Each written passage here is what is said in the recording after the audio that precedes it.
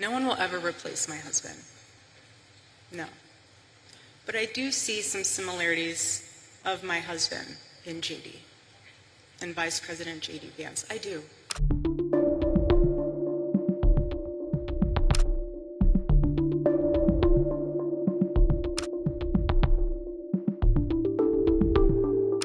A body language expert has claimed that J.D. Vance and Erika Kirk were merely sharing a, quote, moment of emotional vulnerability after critics accused the pair of being, quote, inappropriate during an onstage embrace. Erika, the wife of the late conservative activist Charlie Kirk, walked onto the stage at the University of Mississippi on Wednesday for her first Turning Point USA campus appearance since the assassination of her husband.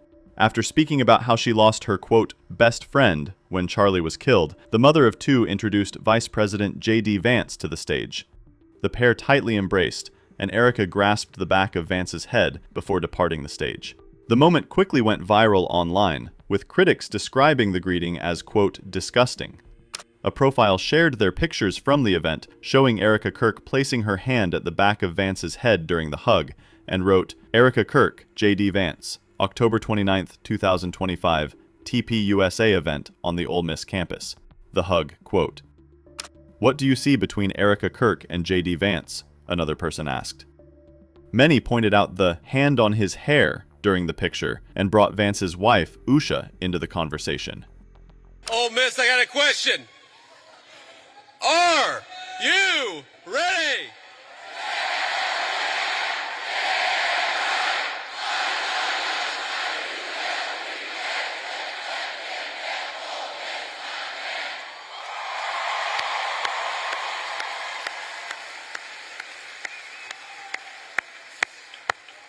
Wow, that was impressive. They told me that would be impressive, and they were exactly right.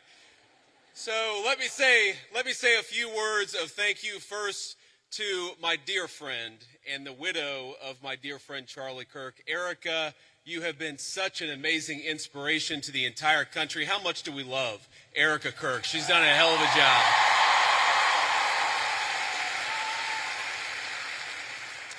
I want to thank, we have a couple of Mississippi senators here. We have both Senator Roger Wicker and Senator Cindy Hyde-Smith. Thank you guys for being here.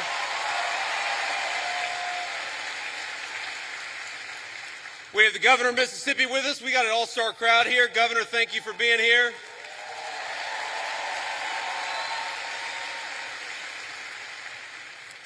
And most importantly, we have got over 10,000 students from across Mississippi. We are proud to have you, and we know that you are the future of Charlie Kirk's legacy. So thank you for being here.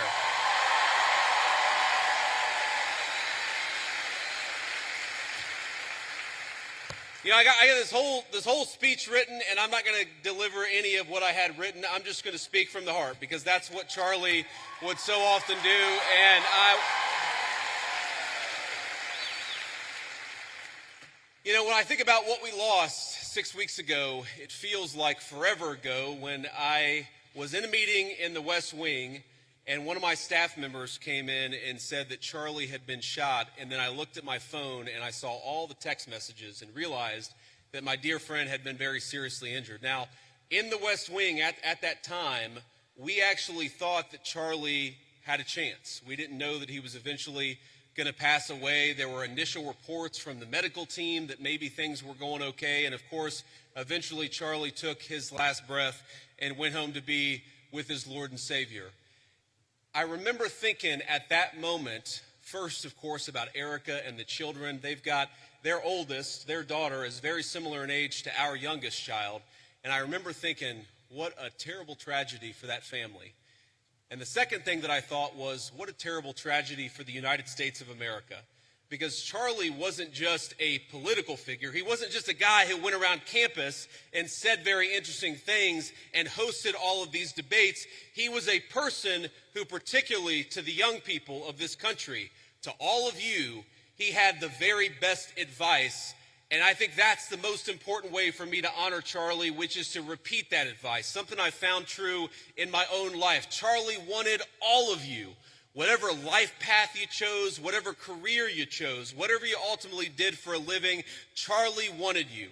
more than anything to invest in the things that were worth having, to build a life that was worth building.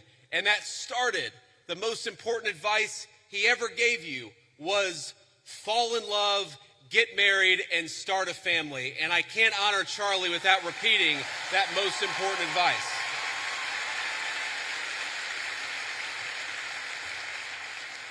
Now, most of you are probably too young to have found the person you're going to spend the rest of your life with. Some of you are lucky enough to have found that person already.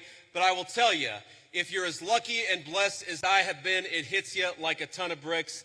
And I found that person in my lovely wife, Usha, our second lady, who is here with us today. She's sitting in the audience somewhere. I don't know where. But I love you, honey. And have children. That's something Charlie also always told. I grew up in a generation. I'm 41 years old. I'm a millennial. And if you're being uncharitable, you would call me a geriatric millennial, which I really hate. I really hate being called a geriatric millennial. But here I am at 41 talking to all of you like I've got great wisdom. Here's the thing.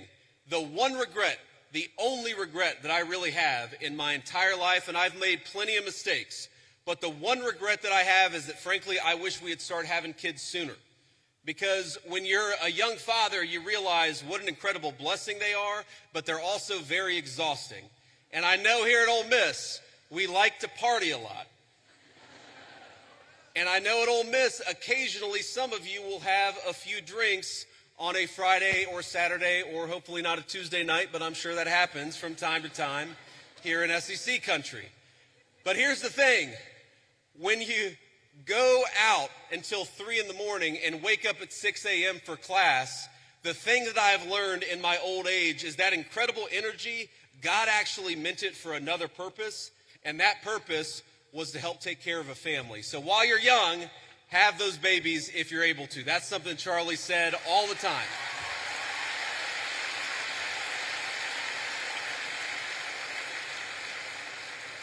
But if you think of that advice, Charlie wanted you to get married. He wanted you to fall in love. He wanted you to build a family. He wanted you to find a vocation. That was the advice that he gave on campuses. But that's not just about you. That's also about our country and about our government.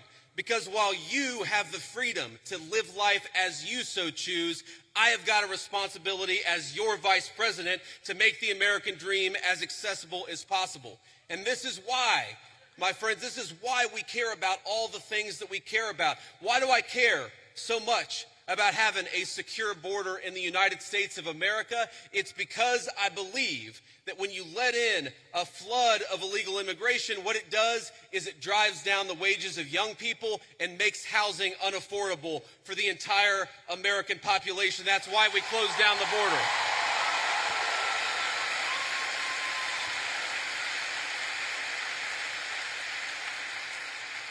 The left will say our immigration policy is about hating immigration, hating immigrants. We don't hate anybody. We love our fellow citizens, and because we want them to have the American dream, we shut that border down the very first day that Donald J. Trump was the President of the United States.